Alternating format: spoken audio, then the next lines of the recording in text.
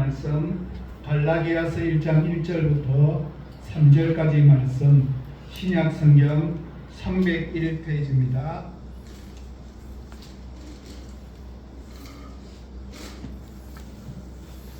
갈라디아서 1장 1절부터 3절까지 말씀을 저와 여러분이 함께 말씀을 합독하도록 하시겠습니다.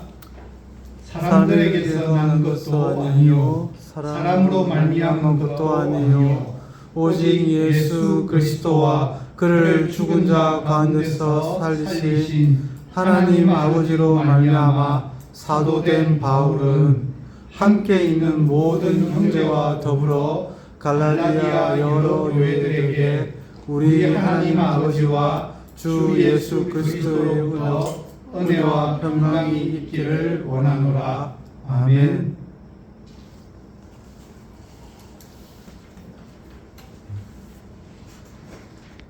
갈라디아서를 한 3개월 전부터 공부를 해오고 있었는데 제가 모르는 내용들을 너무 많이 배우기 시작하고 있습니다. 갈라디아서를 향해서 여러 가지 별명들이 많이 있습니다. 자유의 서신, 해방의 서신, 그렇게 표현하기도 합니다.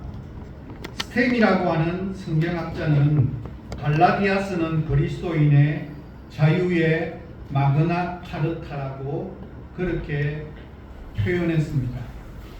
마그나 카르타라고 하는 말은 영국의 존 왕의 절대적인 왕권을 귀족들과 시민들이 혁명을 통해서 하나하나 시민들의 손으로 권리를 되찾기 시작하도록 만든 것입니다. 그래서 대헌장이라고 불립니다. 그래서 갈라디아서를 향해서도 자유의 대헌장, 우리가 예수님을 믿었을 때 죄와 사망과 사단으로부터 자유하게 된 이 자유의 문제에 관한 놀라운 선언을 제시한 위대한 서신이 갈라디아서입니다. 그래서 어떤 사람들은 갈라디아서를 그리스도인들의 독립선언서라고 그렇게 별명을 붙이기도 합니다. 정치적인 의미에서가 아닌 영적이며 도덕적인 의미에서 예수 그리스도로 말미암아 얻게 된 진정한 영혼의 자유의 본질을 규명하고 있는 책이 갈라디아서입니다. 또한 어떤 학자는 갈라디아서를 가리켜서 바울의 우레와 같은 서신가 혹은 다이너마이트 서신가, 그만큼 강력한 폭발력을 드러내는 것이 갈라디아서라는 뜻입니다. 참으로 이 서신에 나타난 위대한 진리를 연구하기 시작하면 시작할수록, 갈라디아서를 깨달으면 깨달을수록 영혼이 깨어지고 그 가슴 속에 참된 진리의 불씨가 붙기 시작하게 되리라고 믿습니다. 그래서 루터는 갈라디아서를 두고 이렇게 고백을 했습니다. 이 서신은 나의 서신, 나의 행복의 열쇠, 나의 캐더린이라. 캐더린은 루터의 아내의 이름입니다. 나의 여왕, 나는 갈라디아서와 결혼했다라고 그렇게까지 표현합니다. 그만큼 갈라디아서는 마르틴 루터에게 있어서 잊을 수 없는 진리에 대한 각성을 일으켜준 위대한 말씀이었습니다. 그래서 갈라디아서를 향한 또 다른 별명이 있습니다. 종교개혁의 성명서라고 하는 별명을 자랑합니다. 한편 디슨이라고 하는 학자는 갈라디아서를 두고 종교개혁의 선전포고이다, 성교개혁의 모퉁이 돌이 된 책이 갈라디아서라고 지적하기도 했습니다. 또 어떤 사람은 만약 갈라디아서가 없었다면 기독교는 유대교의 한 분파의 지나지 않았을 것이거나 아니면 서구 사상의 한 조각으로 역사 속에 사라졌을지도 모른다라고, 갈라디아서 때문에 기독교는 참으로 기독교일 수 있었다라고까지 표현합니다. 따라서 갈라디아서에 가장 위대한 공언이 있다면 그것은 진정한 자유는 진리에 대한 자각과 각성에서 온다는 사실을 참된 그리스도인들에게 계몽시켰다는 사실입니다. 그래서 베츠라고 하는 유명한 신약학자는 이렇게 정의를 내립니다. 이 세상에 현존하는 기독교의 문헌 중 가장 중요한 문헌 중에 하나이다. 사실상 갈라디아서는 기독교 역사의 기원과 뿌리를 밝혀줄 수 있는 현존하는 가장 초창기 기독교 문헌 중에 하나일 뿐만 아니라 또한 지나간 2000년간의 기독교 역사를 통하여 가장 결정적이고 가장 큰 영향력을 미친 신약 성경 중에 한 부분입니다. 그렇기 때문에 갈라디아서는 바울 신학은 물론 기독교 정체성과 신학을 파악하는 데 있어서 가장 좋은 출발점과 안내서로 손꼽히기에는 조금도 부족함이 없는 말씀입니다. 특별히 갈라디아서는 우리가 신앙생활하면서 오래 한 사람들은 들어봄직한 이신칭이라 불리는 교리가 처음으로 기록되었고 처음으로 나타난 말씀으로 바울의 복음과 윤리의 관계를 규명하는 시금석입니다. 갈라디아서의 논증은 진행되는 과정에서 여러 다양한 주제들이 서로 얽혀 등장하지만 믿음에 의한 칭이라는 주제는 서신 전체에 걸쳐 바울 논증의 핵심으로 남게 됩니다. 서신 초반에서 2장 끝까지 이어지는 긴 자전적 해고는 이신칭의에 관한 강력한 선언으로 막을 내립니다. 역사적 해고 자체가 자신이 선포하는 이신칭의 복음을 정당화하려는 현실적 필요에 이끌리고 있음을 발견하게 됩니다. 칭의 개념을 중심으로 진행되는 바울 논증을 제대로 이해하려면 먼저 우리는 갈라디아서의 칭의가 종말적인 개념을 가지고 있다는 사실을 먼저 인식해야 합니다. 갈라디아서에서 칭의는 현재 이미 성취된 상태가 아니라 마지막 심판 때에 주어질 소망의 대상으로 제시됩니다. 우리는 갈라디아서를 읽으며 자연스럽게 이미 이루어진 현재적 칭의를 생각하지만 이는 우리가 이 편지를 로마서를 통해서 함께 알고 있는 내용이 섞여져 나타나기 때문입니다. 로마서에는 본래의 미래적 칭의 개념이 현재의 칭의 개념과 섞이는 매우 특이한 현상이 나타납니다. 하지만 갈라디아서가 기록될 당시 로마서는 적혀있지도 않았다는 사실입니다. 몇 년이 더 앞서서 갈라디아서가 기록되었기에 갈라디아서를 바르게 해석하는 것은 로마서의 영향에서부터 벗어나는 것이 먼저입니다. 따라서 갈라디아서의 해석에 필요한 1차적 배경은 로마서가 아니라 바울과 그의 적대자들이 공유한 유대적 전통입니다. 칭의는 정통적 유대교 종말론의 일부로 하나님의 율법에 충실히 순종한 사람은 마지막 심판 때에 하나님으로부터 의롭다 하심을 얻을 것이라고 하는 희망을 일컫습니다.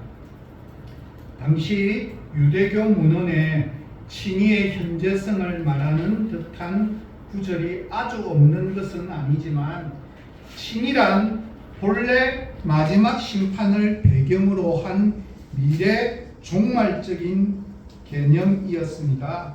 따라서 오늘 우리에게 익숙한 현재적 칭이란 당시 유대인들에게는 납득하기 어려운 너무나 생소한 개념이었습니다. 그래서 미래의 칭의가 현재가 되었다는 주장은 갈라디아서 어디에서도 발견되지 않습니다. 오히려 바울은 갈라디아서를 통해서 자신이 주장하는 칭의는 의의 소망이다. 곧 기다려야 할 소망의 대상, 현재가 아니라 미래에 받게 될 칭의의 개념으로 못 받고 있습니다. 갈라디아서 전체를 놓고 볼 때 이 종말론적인 칭의, 곧 의의 소망, 유업과 상속, 하나님의 나라, 영생과 같은 종말론적인 구원 개념과 함께 나타나는 표현입니다. 무슨 말인지 조금은 어려운 이야기들입니다. 갈라디아서를 강의하는 동안 하나하나 좀 더 쉽게 접근해 보리라고 그렇게 생각해 봅니다. 마가복음 1장 15절 설교를 6번을 통해서 하나님 나라의 복음에 대한 믿음에 대해서 설교를 했습니다. 우리가 믿는 하나님 나라, 곧 하나님의 주인 되심을 믿음으로 받아들이는 복음을 내가 믿는다면 단지 하나님이 나의 주인이시라는 사실을 받아들이는 데서 그치는 것이 아니라 하나님이 실제로 내 삶 가운데 주인으로 찾아오심을 내 삶 가운데 드러내는 것이 믿음이라고 그렇게 표현했습니다. 나의 몸과 마음에서, 나의 생각에서, 나의 사회적 관계 속에서, 현세와 초월을 포함하는 모든 영역에서, 그리고 과거와 현재와 미래를 포함하는 모든 시간 속에서 드러나야 하는 사실입니다. 사실에 관한 인정으로 끝나지 않고 하나님과의 친밀한 관계 속으로 들어가야 합니다. 하나님을 믿는 것은 하나님에 관한 사실이나 교리를 믿는 것이 아니라 말 그대로 하나님, 그분이 나의 주인 되신 그 자체를 믿어야 합니다. 그러므로 우리 삶의 모든 영역이 우리의 믿음, 우리의 신앙의 영역이 되어야 합니다.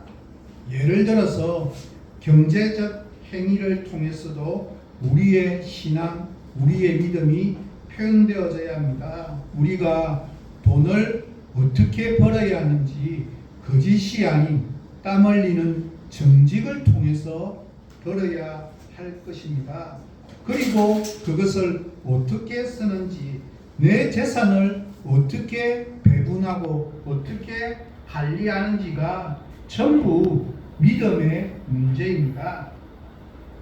또한 내가 어떤 정치가나 정당을 왜 지지하고 반대하는지, 투표장에 가서 누구에게 표를 던지는지도 그것은 내 믿음의 표현 속에 담겨져 있는 거룩한 삶의 행위가 되어야 합니다.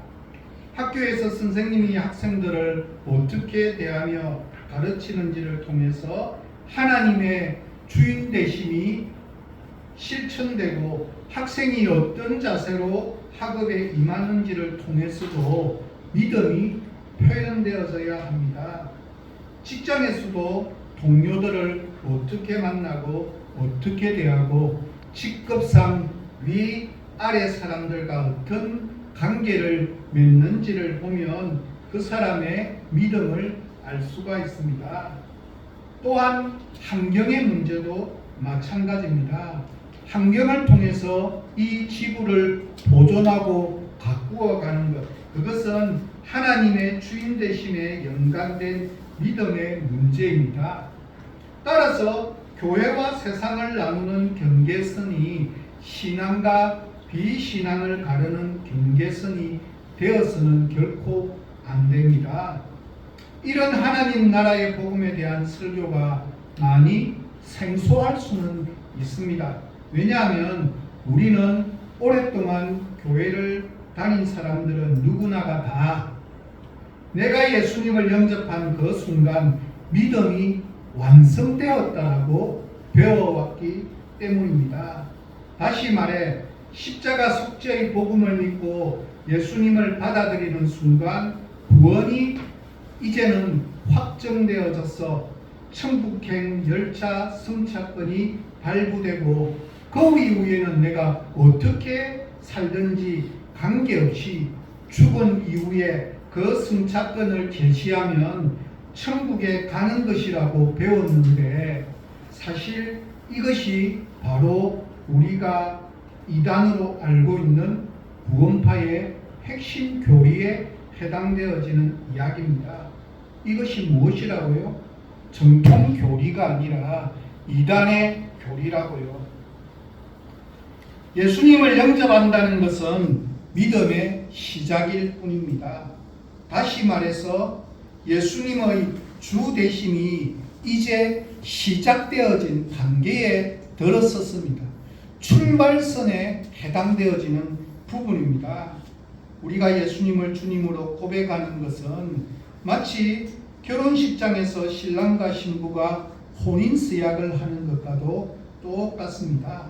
부부의 결혼은 혼인서약으로 완성되는 것이 아닙니다. 혼인서약은 비로소 결혼생활이 시작되었을 뿐입니다.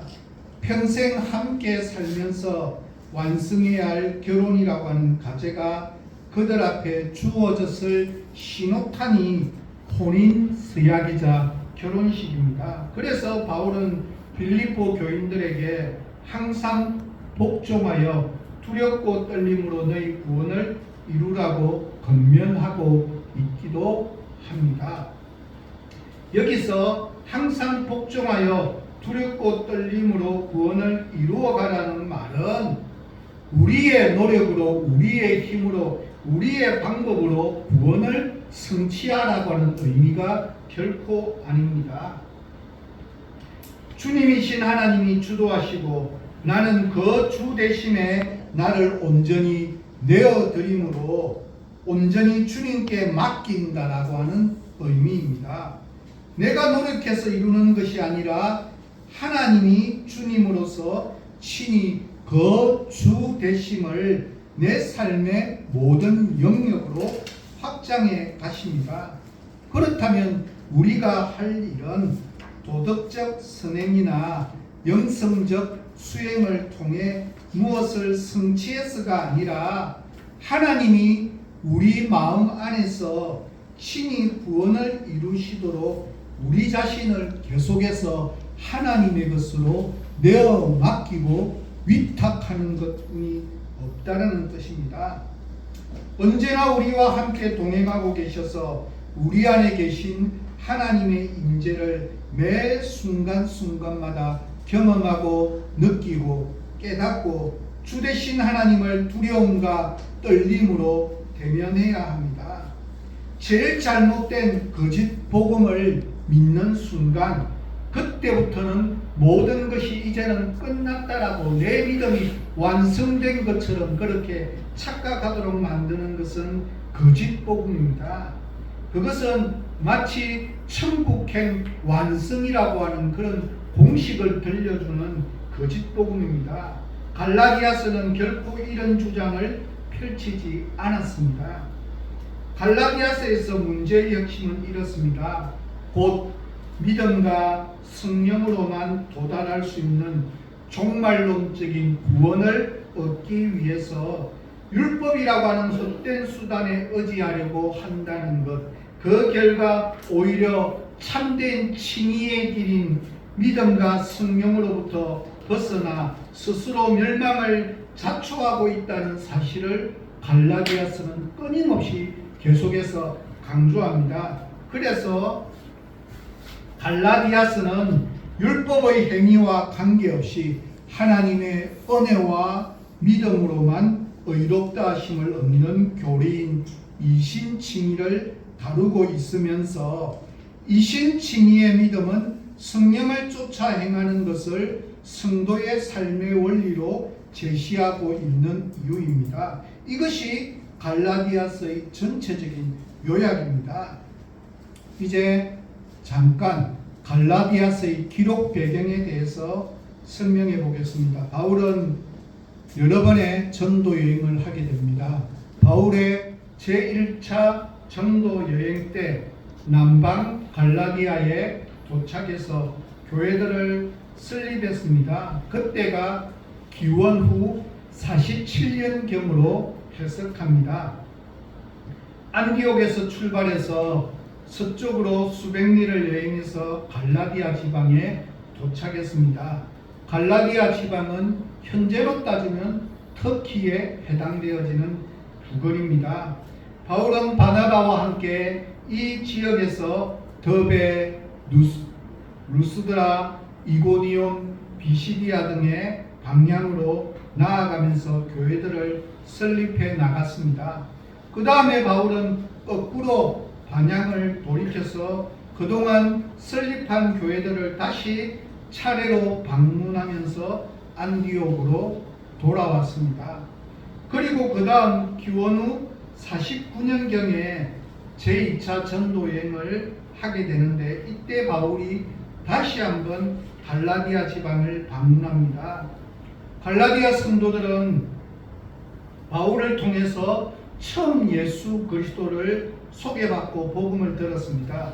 그들은 바울을 통해서 예수 그리스도를 구주와 주님으로 영접할 수 있었습니다. 그러니까 갈라디아 교회의 성도들에게 있어서 바울은 이를테면 영적인 아버지와 같은 존재입니다. 그런데 바울이 두 번째로 갈라디아 지방을 방문했을 때 그가 처음 전도를 하고 떠난 후 2, 3년이라는 그 기간 동안에 이 갈라디아 교회에 바울이 전했던 예수 그리스도에 대한 복음이 아닌 거짓된 진리를 가르치는 거짓 교사들이 침투해서 성도들을 올바른 복음의 자리에서부터 이탈시키는 미혹 운동이 일어나고 있다는 사실을 발견하게 됩니다. 그래서 안디옥에 돌아간 바울은 자기가 보고 온 갈라디아 교회의 사정들을 생각하면서 성도들에게 붓을 들어 성령의 감동하심에 따라 편지를 쓰기 시작합니다. 그것이 바로 갈라디아서가 탄생하게 된 배경입니다. 다시 말해 예루살렘의 첫 그리스도인들은 유대인이었으나 복음이 그 중심지로부터 퍼져나가면서 그리스도를 받아들이는 이방인들의 수가 점점 확대되기 시작했습니다. 그런데 갈라디아의 일부 교사들은 이방인 그리스도인도 유대인 그리스도인처럼 모세율법의 정통의식을 간섭대로 다 지켜야만 한다고 주장하기 시작했습니다. 그들의 가르침에 따르면 이방인도 하나님께 온전히 받아들여지고 그분을 전적으로 기쁘시게 하려면 음식법을 지키고 할례를 지키고 절기도 지켜야 한다고 유혹하기 시작했습니다. 이것은 바울을 대적하는 교사들이 하나님의 말씀에 뭔가를 더해야만 하나님께 온전히 받아들일 수 있다고 주장하는 것과도 똑같습니다. 바로 이 다른 거짓된 복음으로 갈라디아 교인들이 유혹당하기 시작했습니다. 이것을 해결하기 위한 가장 좋은 바른 방법은 다시 예수 그리스도의 복음으로 돌아가야 한다는 것을 강조합니다. 복음을 들은 사람들인 이들에게 거짓되고 잘못된 복음에서 벗어나는 방법은 바른 복음으로 돌아가야 합니다. 바른 복음이 도대체 무엇입니까? 갈라디아서 전체에서 전하는 바른 복음이 무엇인지를 저는 집중해서 설교할 계획입니다. 갈라디아서에는 할례와 절기 준수 그리고 유대인과 이방인을 구별하는 식탁 규정 등의 요소들이 나타납니다. 이 세 가지는 실제 당시 사회에서 유대인을 유대인으로 구별해주는 가장 두드러진 정체성의 표지들이었습니다. 갈라디아 성도들의 실수는 이런 외면적 표지들이 하나님의 백성이 되는 참된 표지라는 속임수에 속아 넘어간 문제였습니다. 그래서 이런 조건들을 갖추기 위해 때 아닌 열심을 내기 시작했습니다. 로마서 2장 28절의 표현을 빌리면 표면적 유대인이 되려고 했습니다. 문제의 핵심은 이들이 표면적 유대인이 되려고 했다는 사실이 아니라 유대인이 된다고 해서 나쁠 이유는 없습니다. 문제의 핵심은 무엇인가 하면 외면적 유대인이 되겠다는 헛된 열정에 사로잡혀 정작 중요한 믿음의 표현들인 성령을 따를 때 맺게 되는 열매들을 소홀히 시작했기 때문입니다. 곧 성령의 삶을 떠나고 있다는 사실입니다.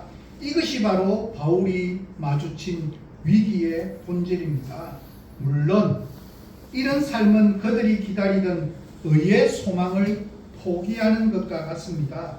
왜냐하면 그 의로움의 소망은 갈라디아서 5장 5절의 표현을 빌리면 성령으로 믿음을 따라 기다리는 것이며 그들이 바라는 성령이란 성령 안에서 그 씨를 뿌리고 또 그 성령으로부터 거두게 될 선물이기 때문입니다. 그래서 바울은 외칩니다. 갈라디아서 3장 1절과 3절의 표준 세번역입니다. 어리석은 갈라디아 사람들이여, 여러분은 그렇게도 어리석습니까? 성령으로 시작하였다가 이제 와서는 육체로 끝마치려고 합니까? 한마디로 말해 갈라디아의 위기는 위선적 영성의 유혹입니다. 물론 이런 갈라디아의 위기는 오늘 우리를 고통스럽게 만드는 바로 그 문제이기도 합니다. 나 자신의 의지와 욕망과 생각을 포기해야만 하는 믿음의 삶은 꺼리고 싫어하면서도 여전히 믿음은 좋은 것처럼 보이고 싶은 유혹입니다. 역설 같지만 나 자신을 포기하며 나의 방법과 생각들을 포기하고 사랑으로 타인에게 종노릇하며 사는 것보다는 한 번의 할례가 더 매력적이고 더 쉬운 방법이기 때문에 그런 것들을 우리는 더 쉽게 추구합니다. 안식일이야 얼마든지 철저히 지킬 수 있지만 타인에게 언제나 친절과 자비를 베푼다고 하는 것은 결코 쉽지 않은 문제입니다. 왜냐하면 내 자존심을 꺾어야 하기 때문입니다.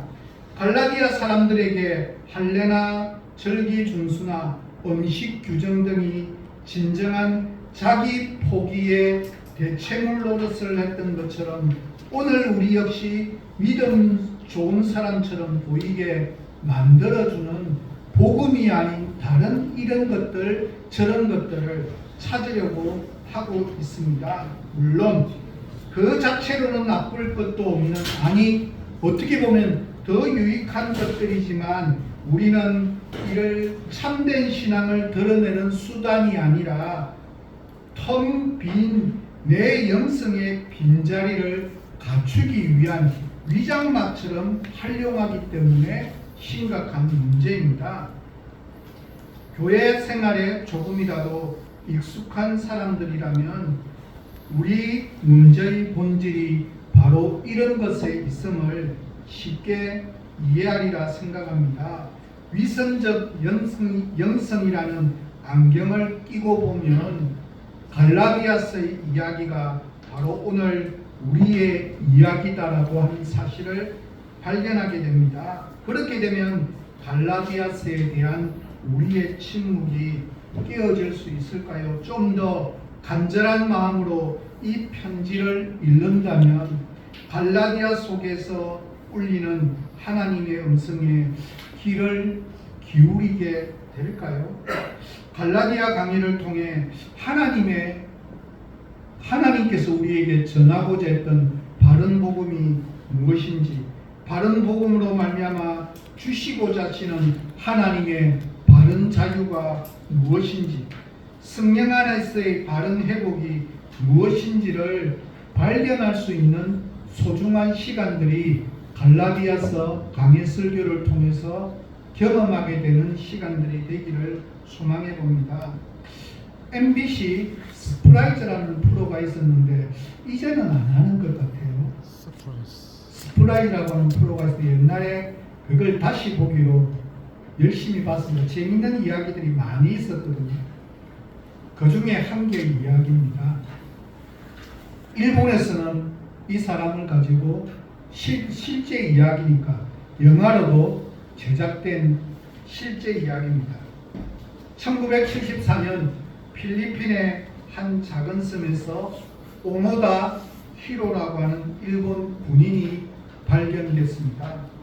제2차 세계대전 당시에 22살의 젊은 장교였던 그는 필리핀의 루방섬에서 파견되어 전쟁에 참여했습니다. 그런데 잘 알다시피 언제 항복 선언을 하게 됩니까? 1945년도 8월 15일 날 항복 선언서에 조인을 하고 그래서 우리는 강복을 맞이하게 됩니다.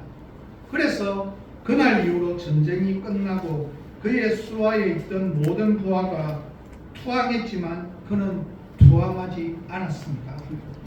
일본이 망했다는 것을 믿을 수 없었던 그는 더 깊은 정글로 숨어 들어갔습니다. 다음해인 1946년 투항한 부하들이 그를 찾아가서 전쟁이 끝났다고 이제 돌아가자고 이야기했지만 그는 미군의 속임수라며 결코 믿지 않았습니다.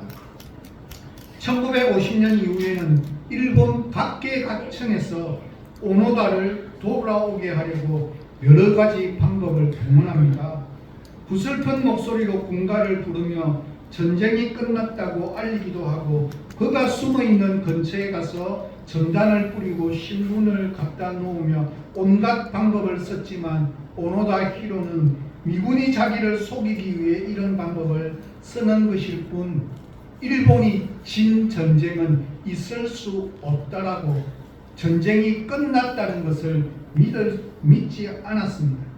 그렇게 숨어 지내는 동안 그는 민간인과 필리핀 정찰대를 자그마치 30여 명이나 살해했습니다. 패전을 알리는 여러 전단과 통로를 접했지만 그는 그것을 믿지 않았습니다. 그러다가 1973년 드디어 그의 직속 상관이 그곳을 찾아갔습니다. 그리고 그에게 투항 명령서를 건네했습니다. 그 투항 명령서를 받고서야 그는 29년 만에 필리핀의 루방섬에서 나왔습니다. 일본으로 돌아온 오노다 히로는 열광적인 반향을 일으키며 위대한 군인 정신을 드러낸 일본의 군국주의의 영웅으로 추앙되었습니다. 소환될 당시 그가 가지고 있었던 무기는 소총 한 정과 탄환 500발, 수류탄 6개 등의 무기를 당장이라도 사용할 수 있도록 애지중지하며 잘 관리를 해 두었습니다. 어떻습니까? 이 치열한 군인 정신과 애족하는 마음이 감동으로 다가옵니까? 아니면 그가 헛되이 보낸 세월이 한심하고 안타깝게 느껴집니까? 오노다 히로는 29년간 혼자 정글에서 살아남았습니다. 일본은 망하지 않았다. 나는 이 모든 속임수를 이겨내야 한다. 이렇게 끊임없이 되뇌이며 살아남았습니다. 참 별종의 사람입니다. 무슨 이야기일까요? 오노다 히로는 실제로 무슨 일이 일어났는지 모르고 살아가고 있었습니다. 다시 말해 시대착오적인 인물입니다. 시대가 바뀌었는데 새로운 세상이 왔는데 일본은 패전하고 새로운 세계가 열렸는데 그 변화된 것을 모르고 예전 상태를 고집하며 살아가니 얼마나 시대착오적입니까? 조금 다르게는 역사의식의 부재라고까지 이야기할 수 있습니다. 인간은 역사적인 존재입니다. 하루하루를 단편적으로 사는 존재가 아니라 역사를 살아가는 존재로 내가 지금 어디에서 와서 어디로 가고 있는지를 자각하는 역사의식입니다. 역사적 흐름이 어떻게 바뀌었는지 모른 채 그냥 살아가는 것은 역사의식이 없다는 증거입니다. 저는 말씀을 마무리합니다. 오노다 히로는 일본의 영웅일 수는 있지만 정말 안타까운 것은 우리가 하나님 나라의 백성인데 하나님 나라의 백성, 주님이 나의 삶의 주인이라고 하는 역사의식이 없다라고 하는 사실입니다. 시대 착오적인 모습을 가지고 살아가는 것과도 똑같습니다. 예수 믿으면 천당 간다는 아주 단순한 교리 말고는 내가 이 땅을 살아가는 믿음의 형태가 드러나는 게 거의 없습니다. 성경에서 전하는 놀랍고도 큰 비전들과 역사의식에 무지하고 하나님의 역사 속에서 무슨 일이 일어났는지 하나님이 무슨 일을 하고 계시는지 무지하고 그것이 내 삶에 어떤 영향을 끼치고 있었는지에 대해서 전혀 깨닫지 못하기 때문에 오노다 히로처럼 정글에서 살아남기 위해서 이 땅이 마치 정글의 삶처럼만 느끼어서 치열하게 총기를 닦으며 식량을 구하고 최선을 다해 열심히 살지만 결국은 바뀐 시대에 어울리는 비전을 갖지 못하고 이미 지나간 시대 속에서 살아가고 있는 모습, 그 모습이 오늘날 우리의 모습은 아닐지. 바울은 자신이 전한 복음이 하나님께서 허락하신 진정한 복음임을 전제하고 그것을 전하고 난 이후에 바울은 그러면 이 복음을 받아들인 사람들은 마땅히 어떻게 살아야 하는지에 대해서 갈라디아서는 이야기하고 있습니다. 그리하여 바울은 갈라디아서 전체를 통해서 우리가 예수 그리스도를 믿는 복음 때문에 그 얻은 죄로부터의 완전한 자유와 그 삶이 어떠해야 하는가를 다루는 독립선언서를 통해 우리 모두에게 갈라디아서를 통한 바른 복음이 무엇인지를 전하게 될 것입니다. 이 전하는 소식을 들으면 우리의 삶은 바른 하나님 나라의 백성의 삶이 무엇인지를 깨닫는 소중한 시간이 되어지기를 소망해 봅니다. 이제 기도하도록 하겠습니다. 좋으신 하나님, 이제 오늘부터 갈라디아서를 시작합니다.